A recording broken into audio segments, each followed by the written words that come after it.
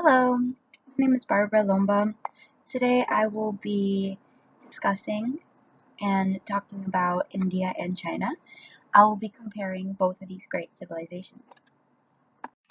So, to begin with, I would like to discuss a little bit about what makes a great civilization. To begin with, a great civilization has to have a set language and calligraphy. If you look at Egypt and the Mesopotamian society and other great ancient civilizations, they all had that in common. They have to have advancements in mathematics, architecture, technology, medicine, and literature, vast trade routes and networks. They have to have a set government as well, or some form of established rule, and an established religion or a major religion. So now I'm going to begin comparing both China and India. I'm going to start off by talking about the government at the time. So with China, before they were ruled by dynasties, which is a succession of rulers from the same bloodline. So all related, and there was always a set next ruler, if you could say. The king had a son, that means the son was next in line. Two great dynasties that China had was the Shang dynasty, which was from 15,000 to 10,050 BCE, and the Shao dynasty, which was from 1050 to 400 BCE. So India, on the other hand, was a little different. They never had any dynasties. They were simply ruled by emperors, and they had their own empires. Also, a very big part of Indian life, as well as what controlled the government, was pretty much the caste system. So the caste system is essentially what divided the society into strict groups.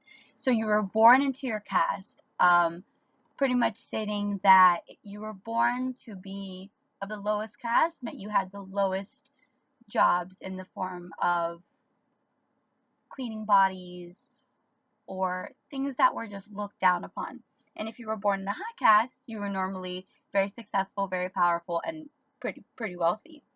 Um, it did control the Indian people's way of life and their social identity because you were born into it. So social and religious components allowed the caste system to remain.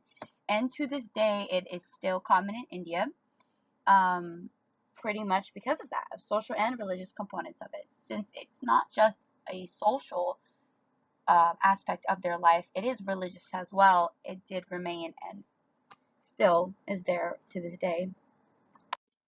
So, as far as religion goes, not much has changed in comparison to modern India and China. At the time, the main religions of China were Confucianism, Taoism, and legalism. And while in India, the main religion was Buddhism and Hinduism.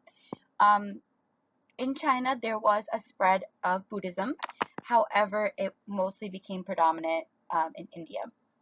Um, and then Hinduism actually did become India's main religion before Buddhism. And then Buddhism ended up being China's most important religion, not modernly. And then also at the time, many Chinese did study Taoism. However, it didn't spread as much as the other religions. Okay, so communication and trade. So back then, it was very hard for China as a country to have communication with the rest of the world since it is mostly surrounded by vast mountain ranges as well as deserts. So it was hard for the country to communicate with the West and South Asia, as well as to have any common trade between other Asian countries, since it was so hard to get around and to come in and out of China. The thing that kept also China very isolated was their distinct calligraphy, which I will discuss a little later in the next slides. It did isolate its culture as well. So that's very different from India, who ended up trading a lot with most of Asia. Um, with that, the Silk Road played an important part in the trade of ideas, goods, spices, and technology, religion, and with India and China, it was mostly through the Silk Road that both of them created a trade route with the rest of Asia.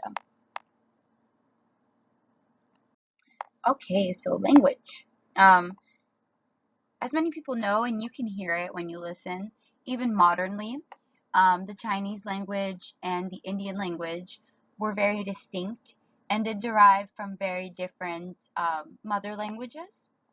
So, China, the written language made a bureaucracy possible. And what that means is pretty much kept China together. It isolated its culture and it kept its own language very different from the rest of the world and written language as well. Um, the Chinese language is what's known as logographic, where it consists of each word representing a single symbol. And that is very similar to the Egyptians. However, the Egyptians, I would say, used pictures and more obvious representations of what they were trying to depict. However, in the Chinese language, it's strictly symbols that mean one thing. Um, so yeah, it played a big role in keeping China together and keeping its culture alive. And to this day, it's one of the more nations have similar calligraphy. However, it really distinguishes it from the rest of the world. And as far as India, they spoke Sanskrit, which is the language of Hinduism. So that is the language in which the religion was formed. The text and the scripts of the religion were all in Sanskrit. Sanskrit. It did derive from ancient Persian, and it was the first writing system of the Aryans. So, just to briefly touch up on war and technology, as far as India and the Aryan society, the biggest advancements were bronze technology. So they had superior weapons, which gave them military advancements. And in that picture, it's a bronze sword. So they were the first civilization to really take advantage of bronze and use it to their own advantages. So then China, one of the biggest advancements in technology and war that they had was the crossbow, which I think is very interesting. The design of the crossbow, and it's so interesting to me how somebody just thought of that idea, the pulley and shooting with the distance. I think it's really cool, and their advanced metalwork as well, China. So it allowed foot soldiers to shoot farther distances. So it definitely changed the face of war. Because if you look at, for example, the sword in the Indian society, it required very close quarter combat. As far as the crossbow, now we can stand a grand distance away from each other. So it definitely changed the face of what war looked like. And it also changed the way that the countries that were fighting against China had to adapt because now they had to defend against crossbow. So they began wearing helmets and body armor, something that was not very common at the time. So both of these technologies really did advance and change the face of war. Okay, so now let's talk about today, the 21st century. Um, in comparison to those ancient civilizations, communication globally has become much, much easier. I would say, especially within the past 10, 15-ish years. Um, Obviously, with the rise of cell phones, computers, Facebook, social media, all of that has made communication just so simple all over the world. And also, trade has become much easier because there's so many growing markets around, not just the US, and growing economies. So the US is able to trade now with um, China and India, as well as India and China, and it's a much simpler process. Um, Also, less trade is actually needed nowadays, I would think. due to the fact that most countries mass produce their own goods. We have the technology nowadays to be able to do that. And then something I just wanted to point out, I felt like emojis are kind of similar to logographic language, and that's definitely something that's been developed within the past 10 years. As far as in our modern technology, a symbol that has a representation or a different meaning of something else. Okay, so thank you very much. That was my presentation, and here are my resources.